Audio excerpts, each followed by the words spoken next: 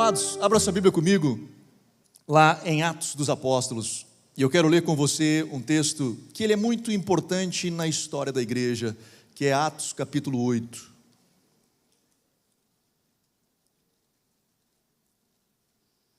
É quando o Evangelho sai de Jerusalém e passa a ir a Samaria, chega a Samaria. E diz assim em Atos capítulo 8, a partir do verso 4. Mas os que andavam dispersos iam por toda parte anunciando a palavra. Descendo Filipe, a cidade de Samaria, pregava-lhes a Cristo. As multidões unanimemente prestavam atenção ao que Filipe dizia, porque ouviam e viam os sinais que ele fazia. Os espíritos imundos saíam de muitos dos que tinham e clamando em alta voz, e muitos paralíticos e coxos eram curados. Havia grande alegria naquela cidade. Estava ali certo homem chamado Simão, que anteriormente exercera naquela cidade a arte mágica e tinha iludido a gente de Samaria. Dizia ser um grande homem, e todos o atendiam, desde o menor até o maior, dizendo: este é o grande poder de Deus. Eles o atendiam porque já desde muito tempo os havia iludido com artes mágicas. Mas como crescem em Filipe, que lhes pregava acerca do reino de Deus e do nome de Jesus Cristo, batizavam-se, tanto homens como mulheres. Creu até o próprio Simão, e sendo batizado, ficou de contínuo com Filipe, e vendo os sinais e as grandes maravilhas que se faziam, estava atônito. Amém. Papai, nós abrimos o nosso coração para receber de Ti, Senhor, nessa noite. Que o Teu Espírito fale conosco, não só com nós que aqui estamos, mas com aquele que nos acompanha desde casa.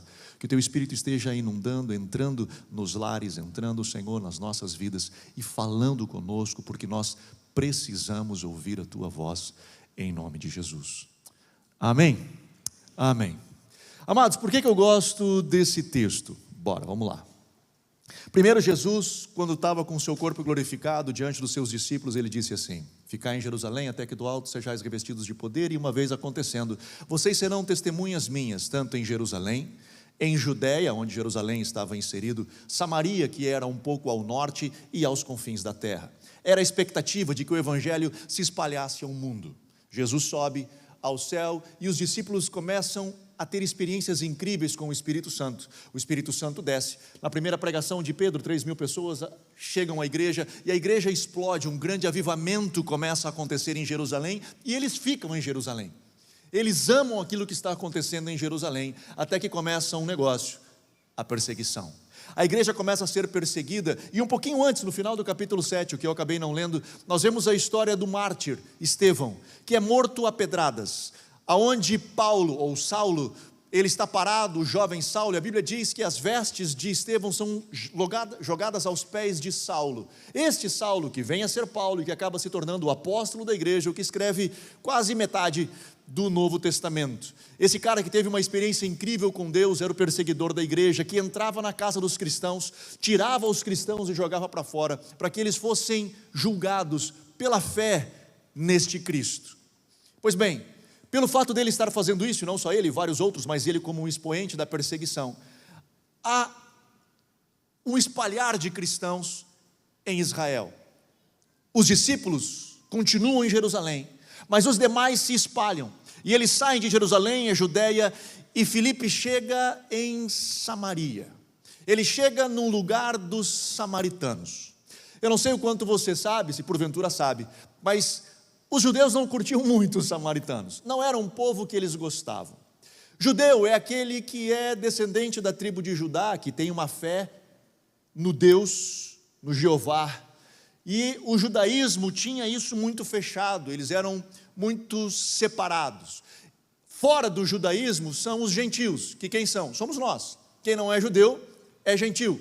Então, para você entender a nomenclatura, que às vezes a Bíblia fala, fica assim: o que ele está falando? Então, judeu é o da tribo de Judá, aquele descendente de Abraão, né, que vem de toda essa descendência, que culmina na fé judaica. Fora isso, são os gentios. Os judeus tinham um certo apreço pelos gentios, a ponto de fazer deles prosélitos, de fazer proselitismo com os gentios, de trazer os gentios para a fé judaica. Então eles iam ao encontro dos gentios e tentavam alcançar o gentio. Cara, tu não é da nossa fé, mas eu vou alcançar e vou trazer você para cá. Então os judeus preferiam os gentios e tinham nojo dos samaritanos, por uma razão. Lá atrás, lá no período ainda de Jeremias, quando Jeremias profetiza sobre Israel e diz, cara, por vocês não terem sido fiéis a Deus, vai vir um povo, vai tomar vocês e vocês vão ser dispersos. E acontece que de fato a nação de Israel ela é dispersa. Os reinos de Israel, norte, sul, enfim, passam por todo o processo, mas eles são dispersos. E os samaritanos, neste processo todo, eles então são tomados por outros povos e eles se unem a esses povos. Eles não só miscigenam com esses povos, mas eles abraçam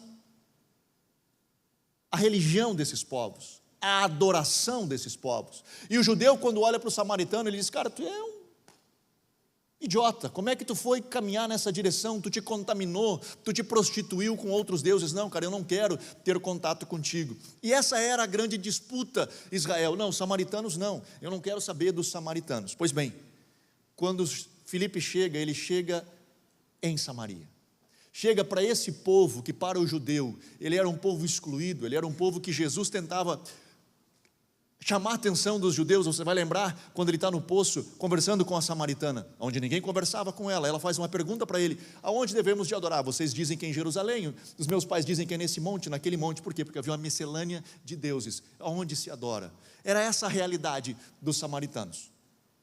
Filipe chega lá e fala do evangelho.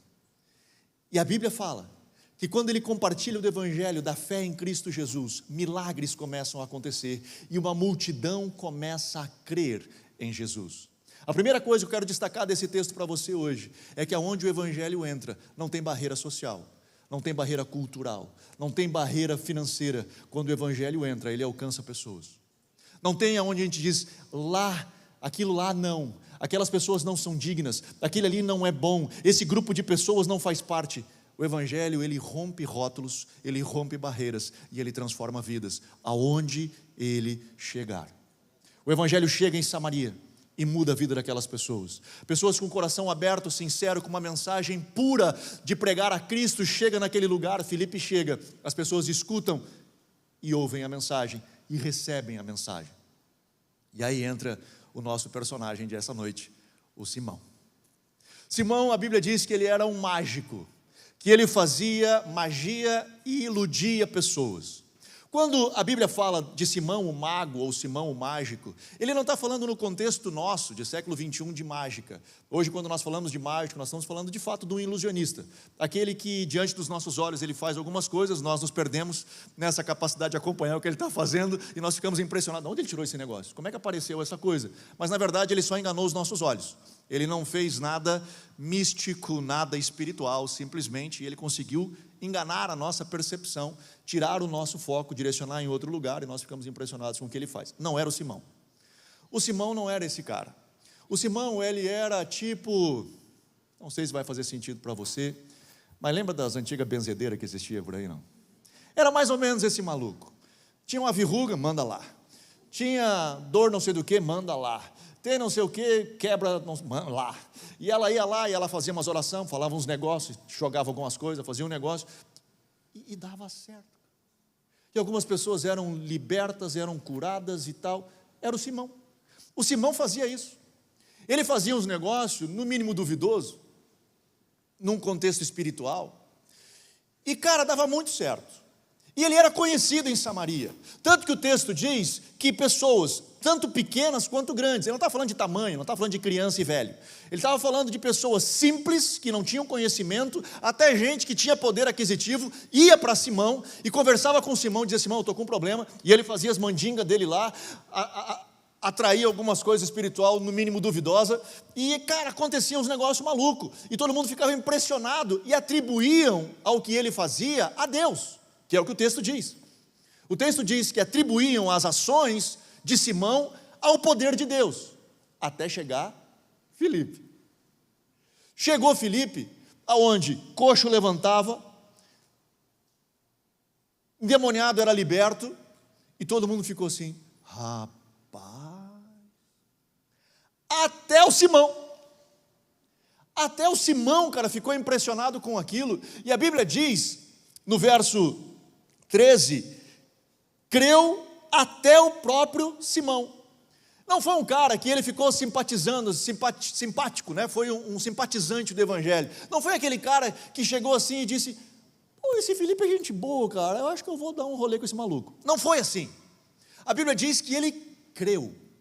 Felipe pregava uma mensagem e o Simão creu na mensagem. Mas ele não só creu na mensagem. A Bíblia diz que ele foi batizado. Ele creu, recebeu, creu, aceitou de bom grado e se batizou. Ele disse: não, cara, eu quero viver esse negócio. E se não bastasse isso, a Bíblia diz que ele colou no Felipe. Simão.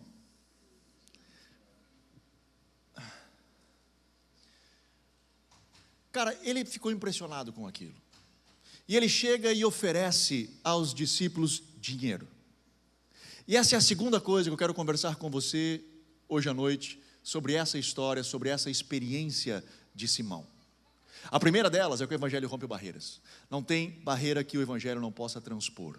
A segunda coisa é que, meu irmão, você não consegue viver aqui no reino de Deus do jeito que você vivia lá fora. Na cabeça de Simão, ele estava aqui querendo viver do jeito que ele vivia lá fora. Lá fora, não fora da igreja, fora do reino, ele vivia assim: eu sou conhecido por aquilo que eu entrego. Aquilo que você olha para mim, da forma que você me vê, e eu te entrego, eu sou conhecido assim. Então eu sou um cara reconhecido pela cidade inteira. Todo mundo, desde o pequeno até o maior, me procura. Por quê? Porque eu sou o cara. Ver vocês fazendo isso, mano, eu vou ser o cara se eu fizer um negócio desse. Vocês chegaram, os apóstolos de Jerusalém chegaram aqui fazendo esse negócio. Se eu fizer igual, mano, quando vocês forem embora, deixa para o pai, que eu vou resolver esse negócio.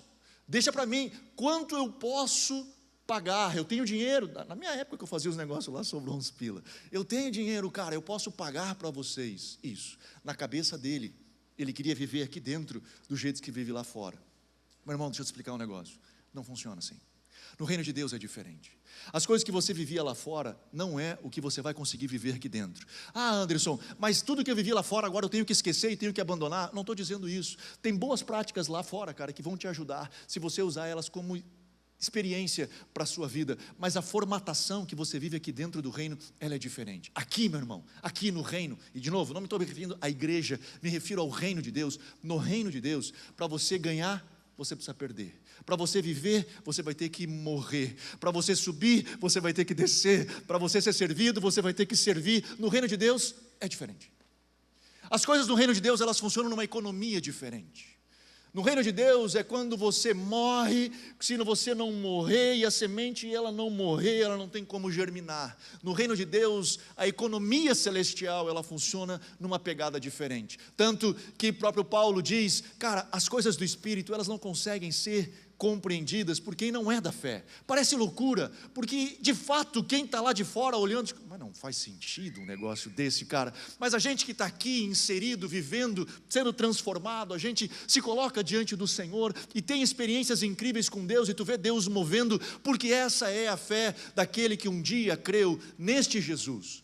Simão não tinha entendido esse negócio. Deixa eu tentar explicar para você, e talvez faça sentido, eu espero. Mas, por exemplo, às vezes nós vemos pessoas lá fora, que elas são famosíssimas lá fora. Elas são conhecidas lá fora. São, sei lá, de qualquer área da sociedade, mas elas são extremamente famosas. E elas ouvem do Evangelho. Elas creem no Evangelho. Até são batizadas. E até encontram um Filipe famoso para andar perto delas. E elas andam com o Filipe famoso perto delas. E elas são conhecidas hoje no meio evangélico, porque estão perto dos grandes pastores, dos grandes nomes. Elas andam com uma faixa de Jesus escrita na cabeça. E depois de um tempo a gente olha e tu começa a duvidar, será que esse maluco é crente mesmo? Porque a diferença que aconteceu na vida dele foi só geográfica. Ele só estava num lugar e ele veio para cá, mas a vida não mudou, não aconteceu uma transformação de vida. E meu irmão, escute, eu não estou dizendo que o cara que é famoso lá fora e ele se converte, ele tem que abandonar tudo que está lá fora para vir aqui. Eu não creio nisso, deixa eu lhe explicar. Eu particularmente creio, falando, quando se fala, não sei se você conhece essa abordagem dos 7 montes, fala que a sociedade ela é composta de 7 grandes montes, onde são montes de domínio, de influência na sociedade, né? Fala da religião, fala da economia, do entretenimento, enfim, política, são vários lugares que a sociedade está embasada e funciona. Eu particularmente acredito que nós cristãos precisamos estar em todas essas áreas influenciando, não dominando, mas influenciando. Eu acho que nós não fomos chamados para dominar, mas nós somos chamados para influenciar. Por muito tempo nós dizemos assim, não, Hollywood é podre, Hollywood é pecaminosa, nós não podemos nos envolver com esse tipo de coisa, e a gente saiu fora da indústria do entretenimento, e ela virou podre mesmo, porque o diabo foi lá e tomou conta. E ao invés de nós ter tido esse tipo de postura, nós poderíamos ter tido a seguinte postura: vamos produzir filmes incrivelmente bem feitos, com uma produção excelente, onde as pessoas elas vão sair do cinema, vão pagar para ir no cinema assistir, e vão sair dali quebrantadas e chorando, porque o Espírito de Deus tocou pessoas em vários lugares, em diferentes lugares, porque cremos que o Senhor pode mover através da arte, Ele pode mover através do entretenimento. Toda vez que nós saímos disso, o diabo vai tomar conta desses lugares. Então, meu irmão, quando eu digo isso, que alguém que era famoso lá fora, e ele se converte, eu não estou dizendo que ele tem que abandonar aquilo que ele fazia, eu não estou dizendo que ele não pode mais fazer o que ele fazia, me entenda? Eu não estou dizendo isso. A minha crítica é, quando eu saio de lá e venho para cá, e não muda nada, eu continuo com a mesma mentalidade do que eu fazia lá, agora eu só quero fazer aqui dentro. Esse é o problema. E você vai ver igualmente pessoas, talvez alguns nomes pipoquem na sua cabeça, de que eram famosas lá fora, e que elas se converteram aqui, e tiveram uma experiência com Cristo, e elas, ninguém mandou, ninguém chegou para elas e disse, tu não pode mais, o Espírito Santo falou com elas, e elas se deram conta de que o modelo de vida que elas tinham lá fora não era legal, não era saudável, não era bom, e elas disseram, cara, eu não quero mais, e elas param com aquela vida, elas realmente param com aquela vida, e elas entram num ostracismo, elas entram para dentro de uma caverna, onde ninguém mais escuta falar deles. O que aconteceu com o fulano? Cara, eu não acredito, o maluco se converteu e sumiu. Só que o que ninguém viu é que dentro da caverna, o Espírito Santo estava falando com ele, que dentro da caverna Deus estava ministrando o coração dele, e ali, coisas que ele viveu lá, que eram ruins, aqui dentro o Senhor foi trabalhando, e hoje ele disse, cara, eu não quero mais isso para a minha vida. E ele começa então a viver o evangelho de verdade, e não é só uma faixinha de Jesus escrita na cabeça, hoje ele tem aqui gravado nas tábuas do coração o evangelho, e quando ele começa a se levantar aqui dentro para viver a fé dele, Deus começa a levantá-lo aqui. E as pessoas lá de fora, quando veem ele aparecendo aqui, vêm aqui conversar com ele e dizer, mano, me conta, como é que foi isso? Como é que tu abriu mão da tua vida lá de fora, para viver o que tu está vivendo agora? Que loucura é essa? Eu digo, eu te falo um negócio, eu tive um encontro, e esse encontro com essa pessoa mudou a minha história para sempre. Essas pessoas hoje, elas são famosas de volta lá fora, não por aquilo que elas construíram antes, mas porque elas estão vivendo hoje na sua fé em Cristo Jesus. É disso que eu me refiro. Nós precisamos mudar a nossa mentalidade. Nós não podemos viver hoje aqui do jeito que a gente viveu lá fora, como eu falei para vocês. A economia celestial, a forma que o céu funciona, ele é diferente. E eu preciso permitir que o Espírito Santo trabalhe na minha vida. Essa é a segunda coisa que nós aprendemos. E a terceira coisa que nós aprendemos nesse texto, e a última, é que quando Pedro escuta que isso brota do coração do Simão, que ele quer comprar a presença de Deus, que ele quer comprar a capacidade de eu colocar Deus nas outras pessoas, porque é isso que ele estava vendo. Enquanto ele via Filipe fazer milagre, levantar coxo, expulsar demônio, ele estava impressionado com aquilo, ele estava atônito com aquilo, porque não sei se era pela facilidade que Filipe fazia, pelo tamanho daquilo que ele fazia, mas ele de uma certa forma ele fazia algumas coisas assim também. Ele fazia umas coisas meio malucas assim, ele tinha uns negócios sobrenatural do capeta, mas tinha, ele fazia umas coisas. Agora, quando ele viu pessoas colocando Deus dentro do outro, quando ele viu pessoas impondo as mãos, e Deus, o Espírito Santo entrando na vida do outro, ele diz, isso aí eu quero, eu quero fazer isso aí, cara, eu quero poder ter essa habilidade. E quando ele coloca isso no seu coração e tenta comprar isso, os discípulos, Pedro e João, o repreendem forte, mas ele entra com os dois pés nos peitos do Simão, e ele diz, cara, tu tá mal, mano, tu tá maluco, tu não faz parte desse ministério, tu pode ter crido, tu pode ter se batizado, tu pode até andar do lado de um pastor famoso, mas tu não teve um encontro, cara, tu não faz parte disso, o teu coração está em fel de amargura. Como tu pensa em comprar, cara, com dinheiro podre, algo tão precioso que é a presença de Deus? Não faz sentido. Ora a Deus, e te arrependa, e peça ao Senhor que te perdoe, e talvez Deus te perdoe. O que nós aprendemos, a terceira coisa que nós aprendemos aqui nesse texto, cara, e que ela é muito importante para nós hoje, sociedade do século 21, no momento que nós estamos vivendo como igreja hoje, que discipulado, ele passa por confronto. Ele vai passar por confronto. Por que eu digo que isso é importante para a igreja de hoje? Porque de uma certa forma hoje nós estamos atrás de um lugar onde eu me sinta em conforto, onde as minhas emoções são acolhidas, onde eu me sinto bem, onde ninguém me contradiz, ninguém diz não para mim, tudo é muito fofinho, tudo é maravilhoso, cara, as pessoas são legais, elas sorriem o tempo todo, tudo, não acaba a luz do culto, as coisas funcionam tudo certinha, é um lugar maravilhoso de se estar, nossa, como eu amo estar lá. E nós então começamos a priorizar o bem-estar ao invés do discipulado. Nós começamos a priorizar na vida das pessoas e começamos a fazer um ajuste de comportamento para manter o pertencimento das pessoas. Nós começamos a passar pano em determinados tipos de comportamento para que a pessoa pertença à comunidade. E aí então nós temos um grupo enorme de pessoas que aparentemente vivem em paz. Meu irmão, você que é casado sabe disso. Um lar em paz não é um lar com ausência de conflito. Um lar em paz é um lar que tem a capacidade de lidar de forma madura com esses conflitos. Nós falamos aqui no nosso curso de noivos, quando os noivos vêm para casar, né? Tu vem, a gente tem uma dos temas é resolução de conflitos. E a gente pergunta, como vocês estão lidando com os conflitos que vocês têm? E aí alguns casais às vezes dizem, não, mas a gente não tem conflito, a gente nem briga.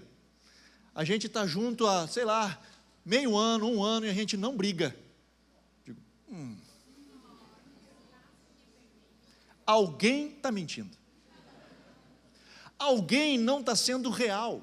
E não que a gente queira que as pessoas briguem. Não é isso. Mas o maluco, nossa, soltou um pum. Ai, que pum cheiroso. Não, cara, ela vai ficar louca, ela vai ficar maluca. Ela vai dizer, tu tá louco, porcalhão. Depois acostuma, mas porcalhão, como é que tu fez um negócio desse e tal? É assim, cara, é assim. Primeiro, nada a ver, né, mas olha, por que eu me lembrei disso aí? Mas eu estava noivo da Miriam, preparando o casamento. Estava eu, a Miriam e o Robson, preparando as músicas do casamento, quais seriam. E aí eu pensei, eu acho que agora é a hora. Porque eu não vou vender gato por lebre, entendeu? Eu não vou entrar sem de fato ser eu. E aí me deu aquele negócio assim, eu pensei, agora vai. E eu soltei. E quando eu soltei, a Miriam fez... E o meu irmão se levantou, me abraçou e disse, eu sabia que tu ia conseguir, eu sabia. Me abraçou, é os homens, né? O homem faz isso aí, o homem entra nessas pegadas assim. Desculpa, fecha parênteses, não tem nada a ver com a pregação, só me lembrei dessa história. Cara, mas quando... Não tem como tu ter um relacionamento com outra pessoa e não ter conflito, cara. Não tem como, se a gente está sendo real, se a gente está sendo verdadeiro, se a gente de fato é a gente sem máscara, cara, vai dar conflito, vai bater de frente, a gente vai ter as dificuldades. E o que é paz? Paz é eu sentar de forma madura e dizer, cara, nós vamos resolver esse negócio e aprender a resolver. E às vezes a gente chora, às vezes a gente tem conversas que são difíceis e a gente senta, conversa difícil, chora, passa às vezes 2 dias enclausurado, tentando entender o que aconteceu, assimila o golpe, dá a mão e vamos caminhar junto. Isso é paz no lar. Quando nós falamos de discipulado, nós estamos falando disso, deste confronto em amor. Qual que é a nossa dificuldade? Por que nós temos a dificuldade com o confronto hoje, no ambiente que nós estamos inseridos? Primeiro, porque nós vivemos numa sociedade do mimimi, nós temos uma dificuldade de lidar com qualquer coisa que alguém nos confronte, a gente fica chateado, a gente acha que é o rei, né? Todo mundo tem que servir a gente, fica assim, né? E todo mundo é assim, a gente cria os nossos filhos desse jeito, eles não podem sofrer, eles não podem ter nada, esse é um problema. Mas a grande questão, cara, dentro das igrejas, que nós temos a dificuldade de lidar com o confronto, é que por muito tempo foi manipulado esse lugar de discipulado para manter pessoas escravizadas. no ambiente tóxico dentro das igrejas, aonde eu chego aqui e digo para você como é que você está indo em algum lugar e não me falou? Como é que você não sentou comigo hoje? Como é que você falou com tal pessoa e não veio falar para mim? Como é que você começou a namorar sem antes me perguntar? Como é que você trocou de emprego sem me perguntar se podia? Como é que você comprou tal coisa? Como é que trocou de carro? E se usava do conceito do discipulado para manipular pessoas. E isso se criou um ambiente tóxico, que ele é realmente tóxico e nós temos que fugir dele. Ninguém, nenhum de nós deve se colocar debaixo de um relacionamento assim. É um relacionamento tóxico, ele é ruim, ele é mal para a nossa vida. Isso causa transtornos irreparáveis nas nossas vidas, quando nos colocamos debaixo dessa estrutura, dessa forma de manipulação. Isso está mal, está errado e precisa ser condenado. Por outro lado, nós vemos pessoas que elas vão para um outro extremo. E eu enfrento isso, não só eu, nós pastores enfrentamos isso, que hoje nós vemos, e não é de agora, não é só aqui na CTF, também ao longo de vários anos que eu tenho estado no ministério, aonde a fala do pastor hoje, no ambiente, ela não é mais uma fala pastoral ao coração daquela pessoa, ela é mais uma sugestão. Então eu procuro o pastor para ouvir o que ele tem a dizer como uma sugestão na minha vida. E aí, se eu gosto da sugestão, eu abraço. Se eu não gosto, eu vou conversar com outro pastor. E eu vou conversar com outro pastor, até que eu encontre alguém que me sugira alguma coisa que eu gosto, e eu abraço essa coisa. Meu irmão, também é ruim. Porque eu preciso ter alguém, cara, que ministre a minha vida. Eu preciso ter alguém que olhe para mim e diga assim, cara, isso aqui está mal e não é legal para você viver dessa forma. E fale isso em amor. Não fale isso de controle, não fale isso manipulativo, não fale isso para manter a minha vida no lugar, não, cara, fale isso pelo meu bem. Fale para mim, tentando ver na minha vida, dizendo, cara, tem algo que não está legal na sua vida. E mano, fazer isso por preocupação com a pessoa, não é comigo, nem com o que eu vou ganhar com isso. Lhe dar um exemplo, sei lá, tem um líder que ele está vivendo na igreja em adultério, por exemplo. Eu vou chamar ele, por quê? Porque o nome da igreja, ele pode ser escandalizado, então eu preciso fazer com que ele pare de viver desse negócio, porque senão a igreja vai ficar mal falada. Que se exploda a igreja, mano. Eu não quero saber como a igreja vai ser, eu quero cuidar dessa casa, dessa família, dessa vida. Ali existe um cônjuge, ali existem filhos, ali são pessoas que vão sofrer. Eu preciso ao encontro dele, eu preciso lidar com essa situação, não porque talvez ele possa ferir o meu nome, ou a minha placa, ou a minha história. Eu tenho que ir até o encontro dele por amor a ele, para cuidar dele, para ver a história da família dele. É ali que eu tenho que estar. Mano, você já imaginou, se nós conseguirmos construir um ambiente, como família na fé, num GF, por exemplo, onde o seu parceiro, o seu colega de GF, aquele que caminha contigo ali no teu grupo familiar, chega para você e diz assim, mano, você se deu conta que nesse último mês, dos 30 dias que tem um mês, você viajou 25 dias, você passou 5 dias em casa. Mano, você não acha que você está passando do limite? Você não acha que talvez você está caminhando por um caminho e você está cego, e talvez você está ganhando muito dinheiro, e feliz por você por estar ganhando muito dinheiro, que legal que você está prosperando, mas mano, dos dois últimos GFs, o teu filho mais velho, cara, sentou do meu lado e falou o quanto ele tem saudade de você. Ele abriu o coração para mim e disse, cara, o quanto ele sente falta do pai em casa. Será que vale a pena isso? De nós termos alguém que fale conosco, mano, e que a nossa reação, quando alguém nos confrontar, quando alguém chegar para nós e dizer assim, cara, eu estou vendo um ponto cego que você não está enxergando, e eu estou vendo na tua vida, e estou dizendo que se você continuar nesse caminho, cara, tu vai te arrebentar. Quando tiver alguém que nós sabemos que nos ama, num ambiente saudável, num ambiente seguro, chegar para nós e dizer isso, que a gente possa acolher e dizer, puxa, cara, eu não tinha me dado conta disso. Talvez, de fato, tu tenha razão. Talvez abrir mão de alguns privilégios, talvez abrir mão de algum conforto que eu esteja fazendo, essa loucura que eu estou fazendo hoje, para alcançar esse conforto. Talvez abrir mão disso seja mais importante para a vida dos meus filhos do que esse conforto. Talvez isso esteja certo. Que nós possamos ter a humildade de ouvir, mas o que a gente ouve hoje? Mano, vai cuidar da tua vida.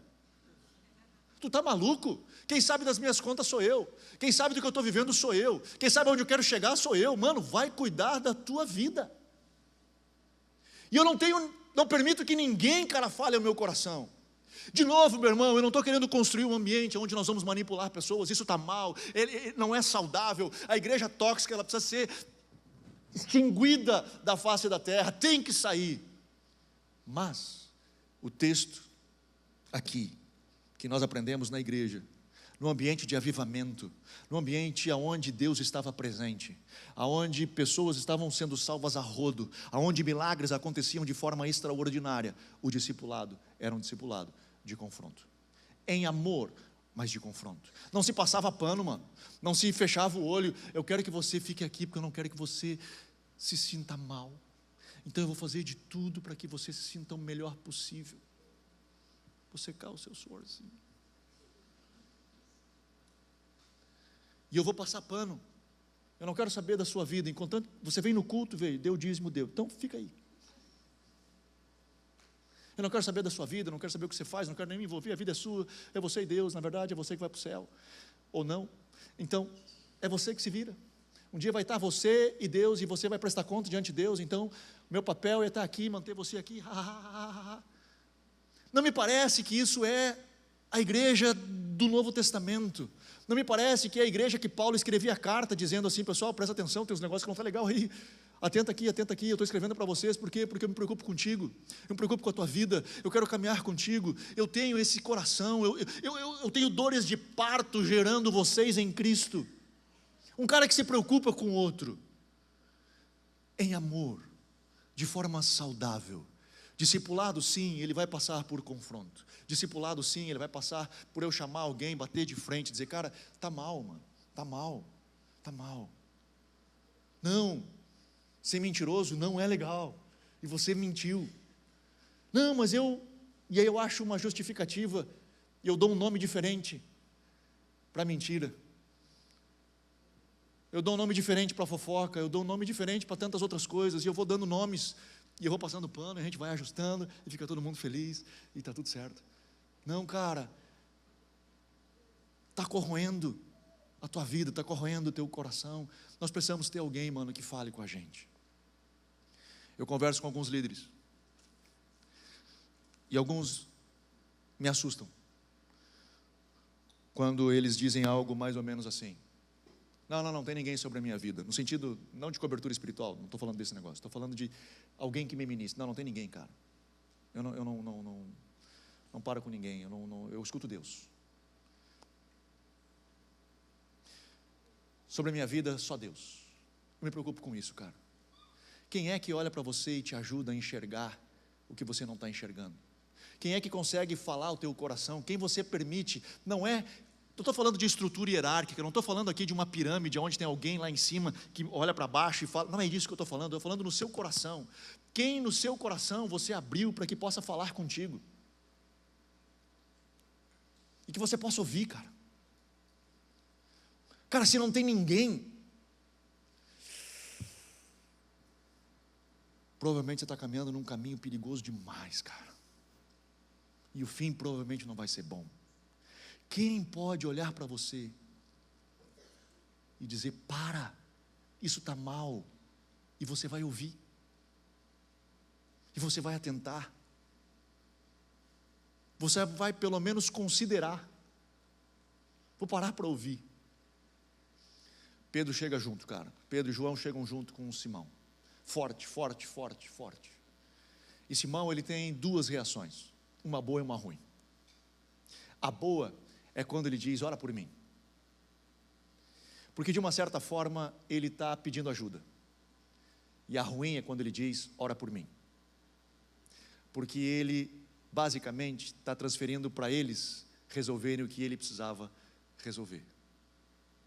Tá, Anderson, não entendi, é a mesma frase, duas coisas, vou te explicar. Cara, ele é sincero no coração quando ele diz assim, cara, eu preciso de ajuda, e ele estende a mão para dizer, alguém me dá a mão e me ajuda a sair desse buraco, porque eu não sei como é que eu saio daqui. Essa é uma atitude top, que eu e você precisamos ter como humildade. Mas o que vai nos ajudar a resolver o nosso problema não é alguém que resolva por nós, é nós enfiar a cara no pó, dobrar o nosso joelho, bater no nosso peito, que Pedro e João convidam ele a fazer. Arrepende-te e ora ao Senhor. Tu vai orar ao Senhor, eu vou estar contigo aqui, mano, eu vou caminhar contigo. Filipão pode caminhar contigo também, apesar que agora ele já tinha, nessa hora, ele depois vai dar uma saída e vai lá no eunuco, vocês vão lembrar dessa história. Mas, cara, nós podemos juntar nossa galera aqui de Samaria, que vai caminhar contigo na tua jornada. Mas, tu não vai conseguir estar aqui com a mesma mentalidade que estava lá fora. Se tu vai caminhar aqui, cara, tu vai caminhar aqui. É uma forma diferente, de uma caminhada diferente, com o coração humilde, batendo no peito, chorando, arrependendo do teu pecado, e se permitindo ser confrontado. 3 coisas aprendemos pelo menos nesse texto: o Evangelho, Ele rompe barreiras, cara. Ele rompe qualquer barreira. Nós não podemos viver neste evangelho que rompeu barreiras com a mesma mentalidade, com as mesmas práticas que nós vivíamos lá fora. Quando nós caímos dentro do reino de Deus, aqui se vive diferente. E neste lugar, nós precisamos ter o nosso coração aberto para sermos sim confrontados. Em amor, mas confrontados. Isso é discipulado. Alguém que olha para nós, que nos ministra e nós permitimos que alguém fale conosco. Alguém que se preocupe conosco, mais do que com a sua reputação. Alguém que se preocupe conosco, mais do que o bem-estar dele, que se preocupe conosco em ver Cristo ser formado em cada um de nós. Amém? Vamos ficar de pé?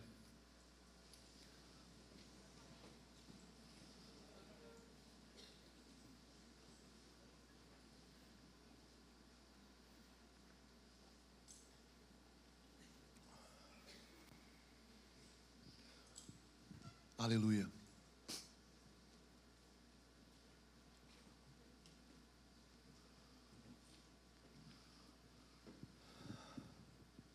Feche teus olhos. Eu quero orar com você.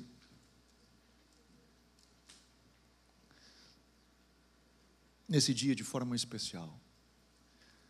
Nós estamos iniciando o ano, nosso segundo culto. Na verdade, a minha ideia, pelo menos na minha cabeça fez sentido, que essa seja uma sequência da mensagem da semana passada.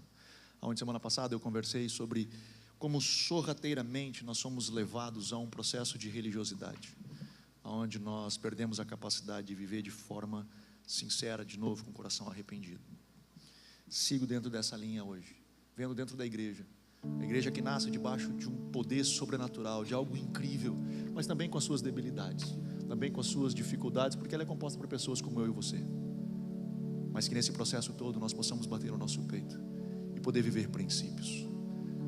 Que o Senhor tenha misericórdia de nós, que o Senhor nos ajude neste processo, que o Senhor faça com que nós sejamos pessoas sem preconceitos e que possamos estender a mão a todo aquele que precisar, vendo o evangelho, cruzar barreiras, cruzar etnias, cruzar classes sociais, culturais, que possamos ter a nossa mente transformada para termos a mente de Cristo, aonde nos assemelhamos a Jesus, e neste processo termos pessoas, permitirmos que pessoas falem conosco, permitirmos que pessoas nos ministrem, que pessoas nos confrontem, que pessoas nos chacoalhem, e que ao invés de nós respondermos de forma arrogante, dizendo vai cuidar da tua vida, nós possamos dizer, meu irmão, muito obrigado, porque eu encontrei alguém que me ama de verdade, que fala coisas importantes.